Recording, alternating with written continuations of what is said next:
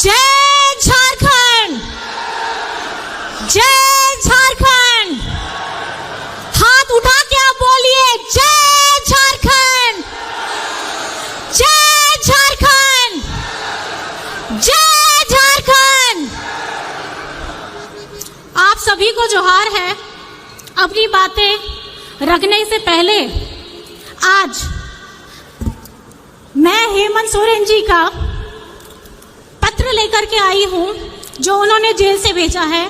सबसे पहले मैं आपसे दरख्वास्त करना चाहूंगी कि उन्होंने जो भी लिखा है आज मैं आपके सामने पढ़ने वाली हूं, क्योंकि ये सारा संदेश आप सभी के लिए, झारखंड वासियों के लिए, पूरे देशवासियों के लिए है।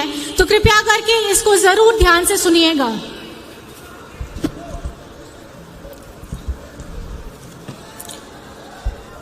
उलगुलान की धरती, झारखंड में आयोजित उलगुलान न्याय महारैली में पूरे झारखंड के विभिन्न गांव, पंचायत, टोले से आए हुए बड़े बुजुर्ग, माताएं, बच्चे, बहनें और मेरे साथियों, साथ ही मेरे पूरे देश से आए हुए इंडिया महागठबंधन के नेतागणों को धरती आबा बिरसा मुंडा, सिद्धू कानू सहित अमीर शहीदों की इस पावन धरती पर मैं बिरसा कारा से ही आप सभी को हार्दिक अभिनंदन और जोहार करता हूं। आज इस महारैली में मौजूद राज निर्माता विश्व गुरु शिबू सोरेन जी को चरण स्पर्श करता हूं। साथियों, आज झारखंड उलगुलान रैली में आपके साथ नहीं हूं। आपको मालूम है कि विगत 4 सालों से विपक्ष मेरे विरुद्ध षड्यंत्र रच कर आखिरकार एक बेबुनियाद आरोप के में मुझे कई 2.5 महीनों से बिरसा जेल में बंद करके रखा है।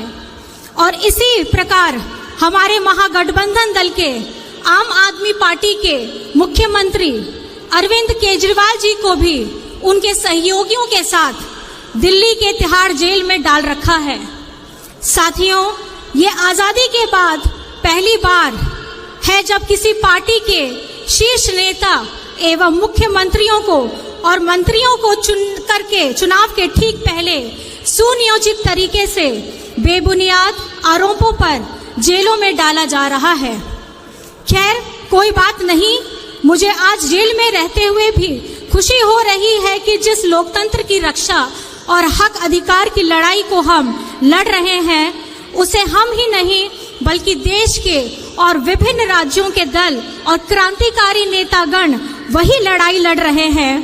आज उलगुलान महारैली में आए क्रांतिकारी नेताओं की मौजूदगी इसका गवाह है कि आज इस उलगुलान महारैली के मंच पर आदरणीय मल्लिकार्जुन खड़गे जी, जो अभी नहीं है, राहुल गांधी जी, अखिलेश यादव जी, फारूक अब्दुल्ला जी, चंपई सोरेन जी, भगवत मान जी, तेजस्वी यादव जी, श्रीमती सुनीता केजरीवाल जी, दीपांकर भट्टाचार्य जी, संजय सिंह जी, श्रीमती प्रियंका चतुर्वेदी जी और विवेक गुप्ता जी का मैं पुनः अभिवादन करता हूं।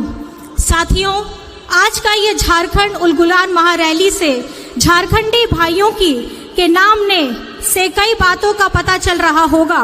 जी हाँ साथियों, उलगुलान का मतलब ही है अब और नहीं चलेगी ठगों की सरकार, लोकतंत्र लूटने नहीं देंगे, संविधान खत्म नहीं होने देंगे, देश टूटने नहीं देंगे।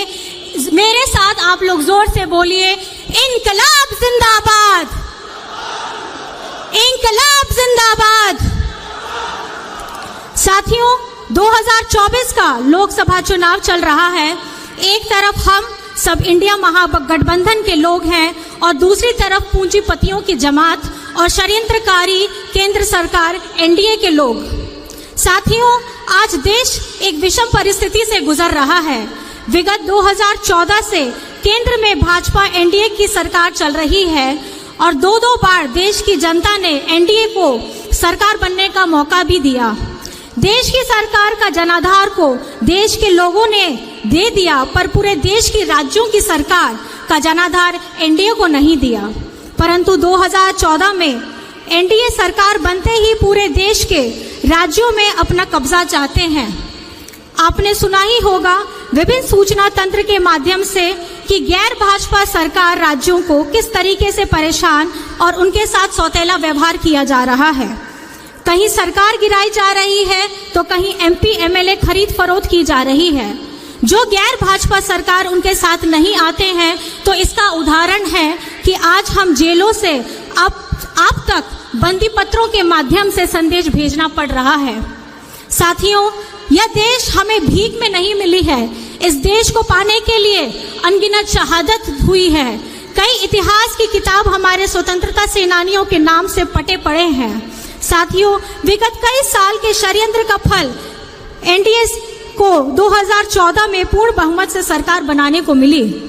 देश के लोगों को बड़ी चतुराई से सपने दिखाए, आंखों में धूल झोंका गया, हर जाति धर्म के लोग को मूर्ख बनाया गया। बड़ी चतुराई से 2014 से आज तक देश के युवा, महिला, बुजुर्ग, किसान, आदिवासी, दलितों को ठगा गया। ऐसे जैसे एक स्टेज में दिखाने वाला जादूगर किस तरह पूरे देश को अलग अलग माध्यम से, अलग अलग सूचना तंत्रों के माध्यम से देशवासियों को निरंतर ठगने का प्रयास चल रहा है।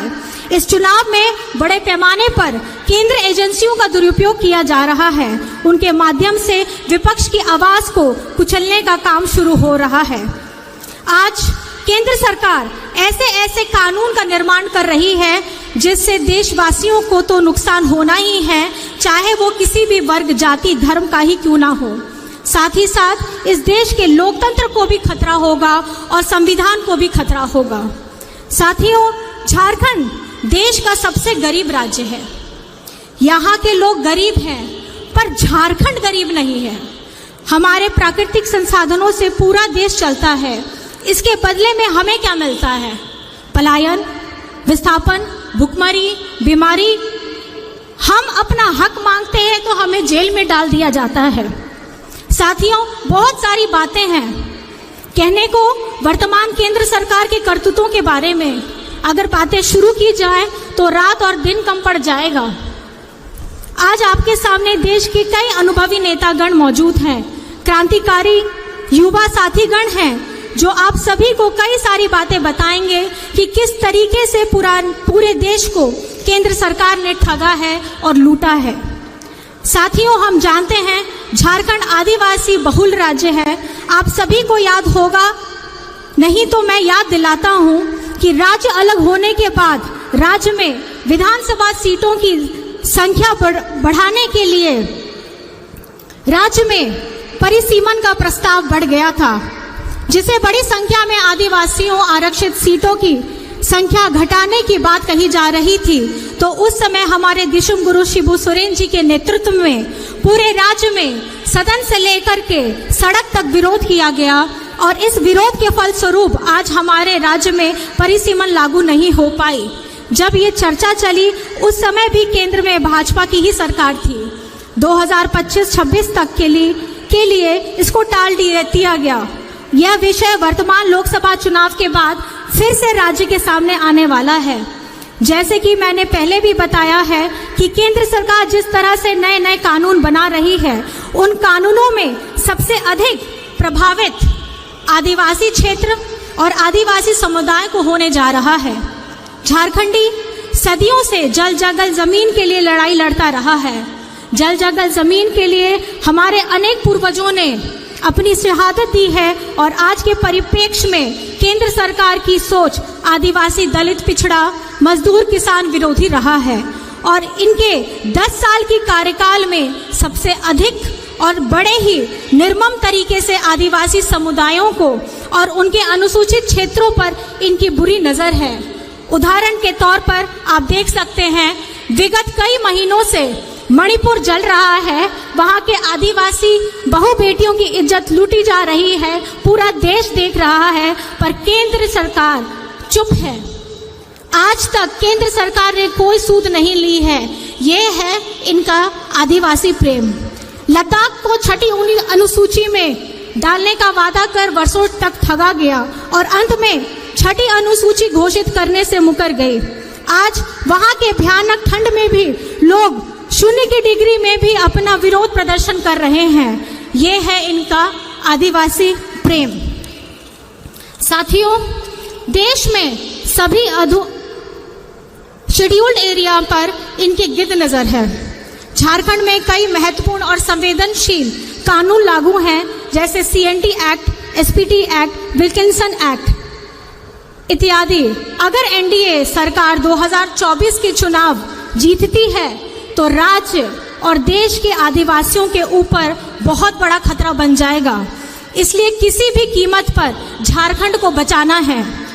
साथियों, झारखंड में कुछ संवेदनशील मुद्दे हैं, जैसे सरना धर्म कोड राज्य में लागू किया जाना, खतियान आधारित स्थानीय और नियोजन नीति बनाना, पिछड़ों को 27% आरक्षण के लिए मार्ग प्रशस्त करना, स्थानीय भाषा और संस्कृति को पहचान दिलाने का कार्य करना इत्यादि। मैं इन विषयों पर विस्तृत में नहीं जा रहा हूं, पर यह कहना चाहूंगा कि ये सभी चीजें तभी लागू होंगी जब केंद्र की पूंजीपति और तानाशाह सरकार को केंद्र से बेदखल किया जाए। साथियों, मैं अपना यह संदेश समाप्त करने से पहले कहना चाहता हूं कि झारखंड वीरों की धरती है। हमेशा से झारखंड के मूलवासी आदिवासियों ने राज्य के हक अधिकार के लिए संघर्ष किया है, अपने संघर्षों का लोहा भी बनवाया है। झारखंड के लोग अपने हक अधिकार की लड़ाई तब तक लड़ते रहेंगे जब तक वो हासिल ना हो जाए। आज उसी संघर्ष का ये नतीजा है कि वर्ष 2000 में गुरुजी के नेतृत्व में हमें झारखंड राज्य मिला और उसी संघर्ष से ही राज्य अलग होने के बाद हम लोगों ने राज्य में महागठबंधन की मजबूत सरकार बनाई और अब मजबूत उलगुलान की आवाज करते हुए 2024 के लोकसभा चुनाव मजबूती से लड़ेंगे भी और जीतेंगे भी। जुमले वाली केंद्र सरकार की नाकामी, देश को ठगने वालों की और देश की अखंडता को तोड़ने की बातें करने वालों को इस झारखंड से भी खदेड़ा जाएगा और दिल्ली की गद्दी से भी खदेड़ा जाएगा। इन्हीं बातों के साथ आप सबको उलगुलान महारैली में आने के लिए बहुत बहुत आभार है। अब हम अपने झारखंड की इस प्रभात तारा मैदान से इतनी जोर से आवाज लगाएंगे कि होटवार जेल में बैठे हेमंत जी को पूरे झारखंड की आवाज सुनाई देनी चाहिए। जोर से हम लोग सब बोलेंगे, जय हिंद, जय हिंद, जय हिंद, जय झारखंड, जय झारखंड। दिशुम गुरु शिबू सोरेन जिंदाबाद, दिशुम गुरु शिबू सोरेन जिंदाबाद, हेमंत सोरेन जिंदाबाद, हेमंत सोरेन जिंदाबाद, हेमंत सोरेन जिंदाबाद। जेल का ताला टूटेगा, जेल का ताला टूटेगा, जेल का ताला टूटेगा, जेल का ताला टूटेगा, जेल का ताला टूटेगा। आप सभी को यहाँ आने के लिए अपने हृदय की गहराइयों से मैं आप सभी को आभार प्रकट करती हूँ। जोहार है।